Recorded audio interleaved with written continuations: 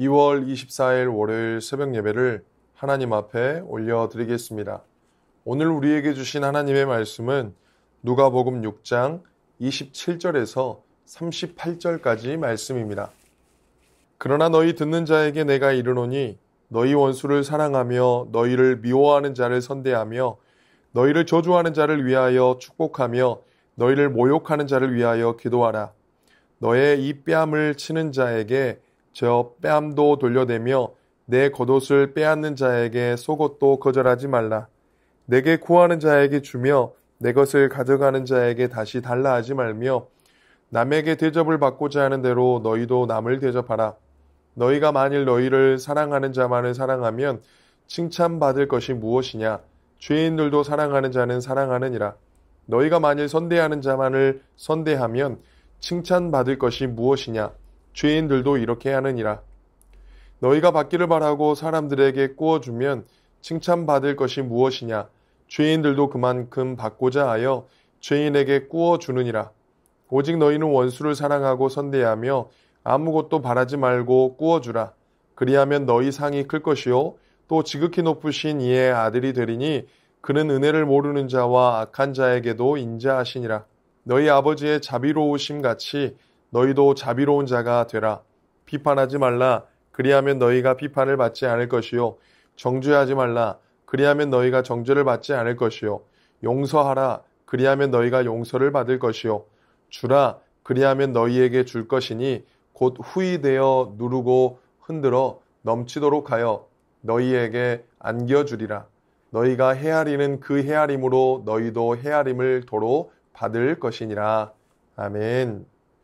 카일 아이들먼이 쓴 팬인가 제자인가는 한국교회 가운데 폭탄 같은 질문을 던졌습니다. 많은 사람들이 이 책을 읽으며 자신의 신앙과 삶에 대해 고민하게 되었습니다. 이 책에서는 팬인가 제자인가를 진단해 볼 것을 권면하면서 이런 질문을 던집니다. 팬은 와서 환호한다. 환호하다가 사라져버리는 사람들. 제자들은 와서 죽는다. 와서 죽고 섬기는 사람들. 이뿐만 아니라 몇 가지 진단하는 질문을 던집니다. 첫 번째, 말뿐인가? 행동인가? 예수님을 믿는다고 말로만 고백하는가? 아니면 예수님을 실제로 따르고 있는가?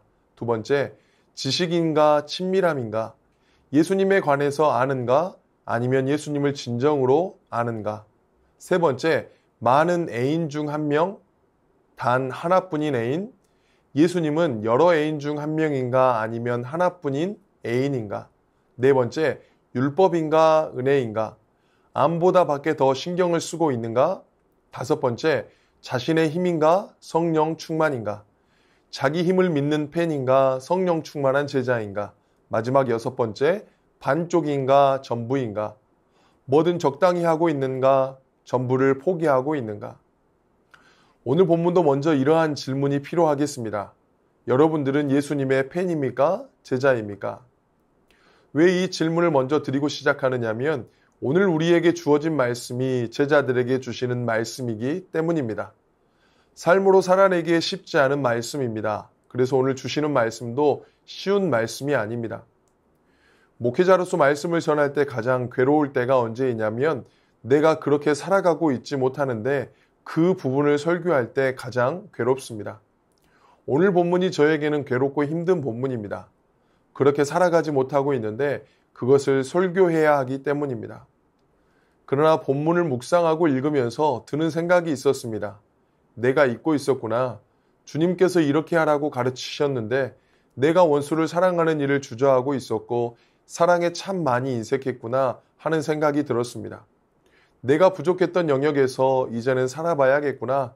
주님의 말씀인데 살아가는 것이 내가 해야 할 삶이어야겠구나 하는 생각을 합니다. 저처럼 이 말씀 앞에서 괴롭고 불편하실 분들이 있을 겁니다. 오늘 다시 말씀을 보게 하시고 묵상하게 하신 것을 통하여 말씀을 모른 체하고 외면하지 않고 다시금 말씀의 길대로 사는 은혜가 있기를 원합니다. 그것이 제자들이 가는 예수의 길인 줄 믿습니다. 앞선 20절에서 26절 말씀에서는 제자의 복에 대해서 설명하시고 오늘은 제자의 윤리에 대해서 말씀하십니다. 사랑에 대해서 말씀하시는데 누가복음 6장 27절 28절 말씀에 이렇게 말씀합니다. 그러나 너희 듣는 자에게 내가 이르노니 너희 원수를 사랑하며 너희를 미워하는 자를 선대하며 너희를 저주하는 자를 위하여 축복하며 너희를 모욕하는 자를 위하여 기도하라. 예수님은 원수를 사랑하며 미워하는 자에게 선대하며 저주하는 자를 축복하고 모욕하는 자를 위해 기도하라고 하십니다. 세상 사람들은 사랑해야 할 대상과 미워해야 할 대상의 선을 긋지만 예수님의 제자들은 사랑해야 할 대상 속에 미워해야 할 대상도 포함되어 있어야 합니다. 그 속에는 원수도 들어가 있어야 합니다. 요구하는 자에게 거절하지 말고 주라고 하십니다. 누가복음 6장 29절 30절 말씀에 너의 이 뺨을 치는 자에게 저 뺨도 돌려대며 내 겉옷을 빼앗는 자에게 속옷도 거절하지 말라. 내게 구하는 자에게 주며 내 것을 가져가는 자에게 다시 달라 하지 말며.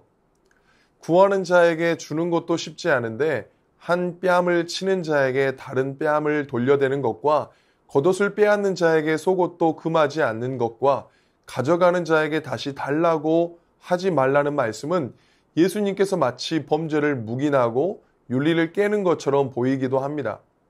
가져가는 것과 빼앗는 것은 도적질과 강도질인데 가져가는 자에게 다시 달라고 하지 말고 빼앗는 자에게 덤으로 더 주라는 것은 도적질과 강도짓을 조장하는 말씀인가 하는 생각이 들 수 있습니다.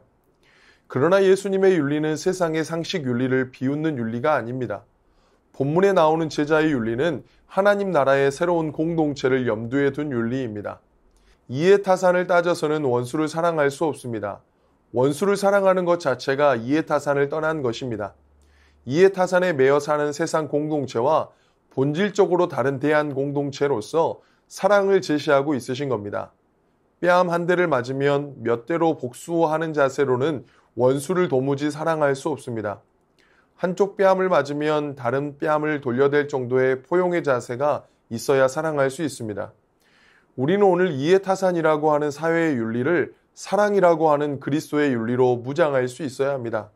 그렇다면 우리가 원수까지 포함한 사랑을 해야 하는 이유가 무엇인지 본문에서 말씀하는 근거를 찾아보겠습니다.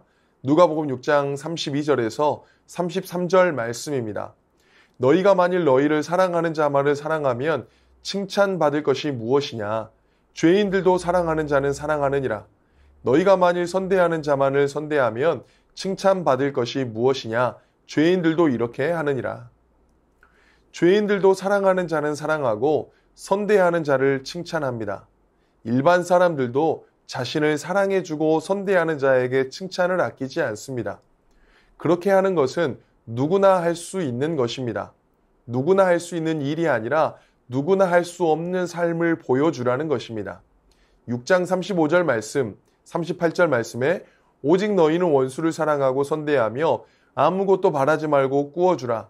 그리하면 너희 상이 클 것이요 또 지극히 높으신 이의 아들이 되리니 그는 은혜를 모르는 자와 악한 자에게도 인자하시니라.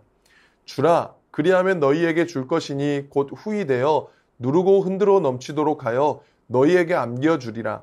너희가 헤아리는 그 헤아림으로 너희도 헤아림을 도로 받을 것이니라. 하나님께서는 주시는 상을 기억하라고 합니다. 원수까지 사랑하면 하나님께서 넘치게 갚아주십니다.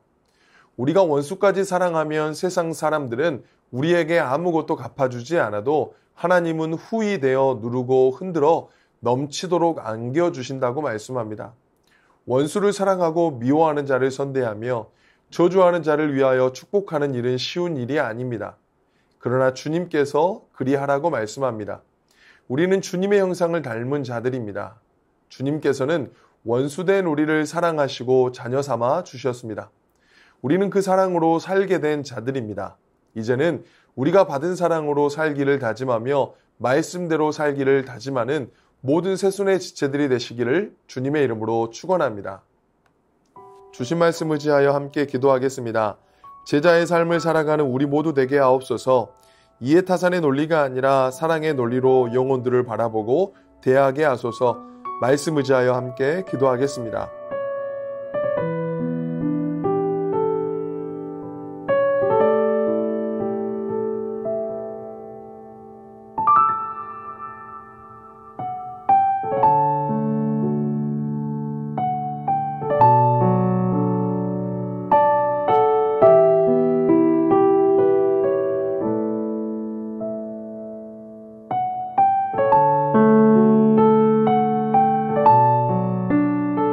계속해서 나라와 열방을 위해서 기도하겠습니다. 정치, 경제, 사회, 문화 가운데 하나님의 통치가 임하게 하옵소서. 의대 종원 문제가 해결되어 제대로 된 치료가 이루어지게 하옵소서. 상처와 고통으로 얼룩진 열방에 예수 그리스도의 희망의 빛이 비추어지게 하옵소서. 나라와 열방을 위해서 함께 기도하겠습니다.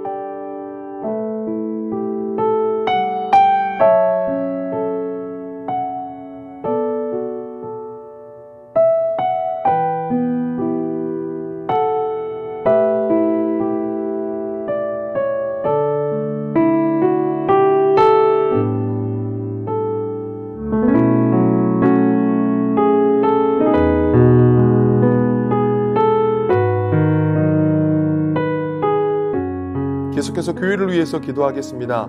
그리스도를 아는 일에 더욱 힘쓰는 새순 공동체 되게 하옵소서. 선교학교와 국내 선교를 통하여 하나님 나라가 확장되게 하옵소서. 담임 목사님 가운데 성령의 충만함을 더하여 주시고 영육간의 강건함으로 붙들어 주시옵소서. 교회를 위해서 기도하겠습니다.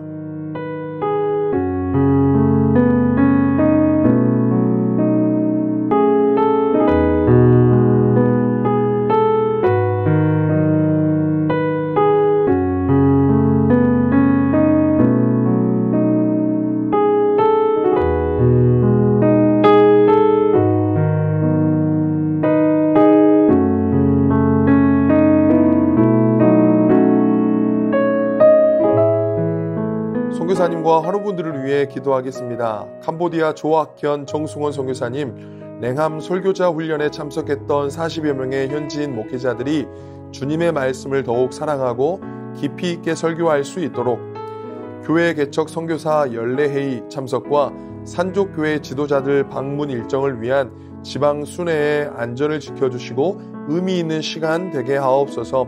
환우분들을 위해 기도하겠습니다. 조정순 권사님 남편 백형호님 뇌출혈로 입원 중입니다. 일반 병실로 옮겼지만 아직 회복이 필요합니다. 주님 치유하여 주옵소서. 박훈규 집사님 뇌경색 치료 후 재활 치료를 하고 있습니다. 일상생활에 아무런 어려움 없도록 온전한 회복을 주옵소서. 박세현 집사님 유방암 발병 이후 뼈전이 되었습니다. 통증이 사라지고 회복의 역사가 나타나게 하옵소서. 양금숙 성도님 췌장암이 재발했습니다. 방사선 치료를 마쳤고 항암이 예정되어 있습니다. 치료의 과정 가운데 강건하게 지켜주시고 회복시켜 주옵소서.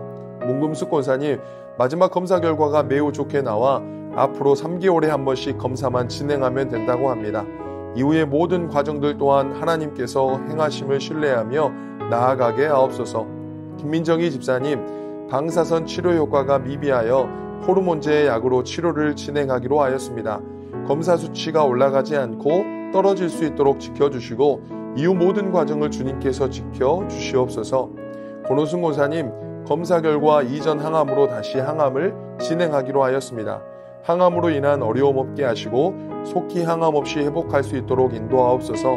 노성민 형제님 크론병으로 한 달에 한 번 주사제 치료를 하고 있습니다. 부작용 생기지 않도록 보호하여 주시고 몸속의 염증이 다 사라지게 하여 주옵소서. 모든 환우분들의 몸과 마음을 회복시켜 주옵소서. 선교사님과 환우분들을 위해 기도한 후에 자유롭게 기도하시겠습니다.